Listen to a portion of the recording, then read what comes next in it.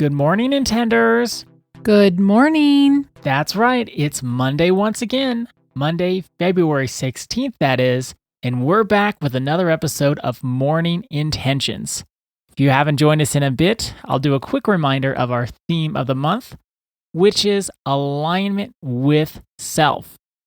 We're on a little bit of an arc from January, February, and continuing on into March. When we get there, January was our month of orientation, where we listened and noticed what is going on inside. This month is all about, as I said, alignment with self. Annette, I'm going to just dump this on you. Would you mind reading our working definition for us to get us started? I want to do this at least once a week. We tend to get a little heavy with it, do it a few days in a row at the beginning. Then I like to have us repeat it at least once a week so we keep our working definition in mind. Alignment with self means living in relationship with our inner experience, our values, limits, energy, and truth, rather than overriding ourselves to meet expectations, manage outcomes, or keep the peace. Thinking about that, we all decided on Friday that we were going to fast from being out of alignment with ourselves. And that's more of a mind discipline. How did you do with that? Because remember, we're trying to do that for 2 weeks. Yes, that is our commitment. And if y'all have listened to us for a while, you know our definition for commitment. And then I want to send this over to you. What is our definition for commitment? When you're fully invested and not merely dabbling. That's right. So when we're making our commitment to fast from being out of alignment with ourselves, we're fully invested. We're not dabbling. We're not dinking around. We're giving ourselves fully to this cause. And it's only for 2 weeks. We can do most anything for 2 weeks if we know it's good for us. So my experience with fasting from being out of alignment with myself, and we're just getting started, it's only been 2 entire days, or 3, maybe a little bit after that. It's been a curious adventure. Curious adventure? A curious adventure. Tell us more. Well, because I've sat a lot. You've sat a lot, like sitting down in a chair? On a meditation cushion, actually, not a chair, but sitting with the idea of fasting from being out of alignment with myself. Like, what does that look like? How does that feel inside my body? What thoughts go along with that?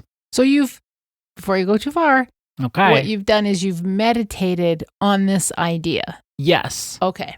I learned a few years ago, I always thought meditating was getting every thought out of your mind. I think that is a form of meditation.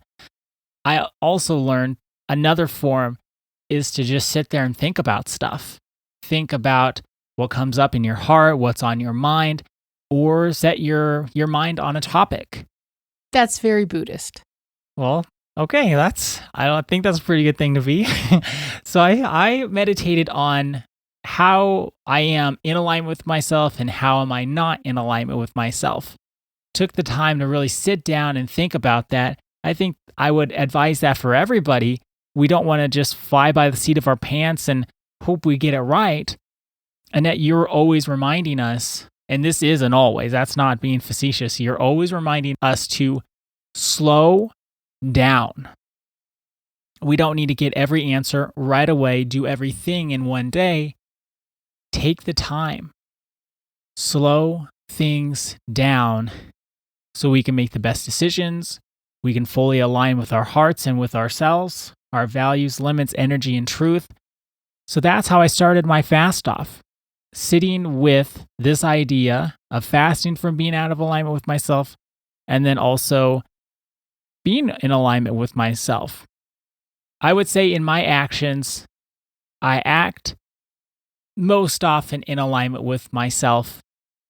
The big thing for me where I can see myself like, oh, that's more out of alignment than I would like, is in my own thinking. That's why this is a mind discipline. It is. Because everything starts with our thoughts, our beliefs, our thoughts, our feelings, and then our actions. Right. Whatever we believe, that goes right into our thoughts, and we can actually backtrack and use our thoughts to identify what do we believe. And then, of course, we can use all the tools we have in our toolbox to work on those beliefs, so then our thoughts and feelings and actions can flow from them. So I could see where what I would call out of alignment is, and of course, this is my opinion of myself, and we all do this work for ourselves.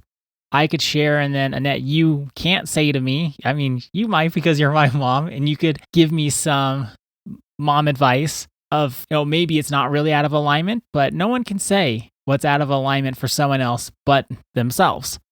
So I would have things where I would I'd see myself while I'm more angry or more upset than the situation requires, than how I really want to be. Even if I don't act that out, maybe I'm cursing in my own head. Maybe I'm more annoyed than necessary.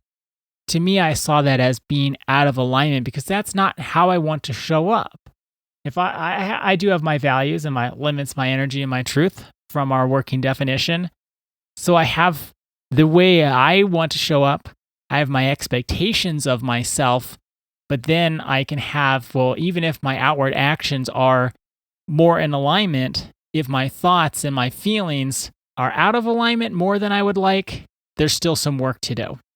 That's what came up for me in sitting with this idea in my meditations, because I would like my actions, which I think they're the right actions to take.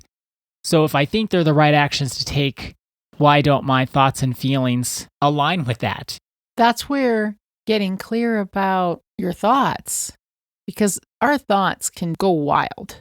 Mm-hmm. And bringing awareness to our thoughts takes discipline also. But then we start to see maybe a pattern. And we're going to talk this week about guilt, because guilt can keep us stuck in that not being aligned space. And it's originating in our thoughts. And that's where taking this work deeper and going into our thoughts and our beliefs, which is where so much of this originates, can guide us so we know where we're going and we can move forward to living a life that is in alignment with ourselves. Guilt is one of the biggest silencers of alignment.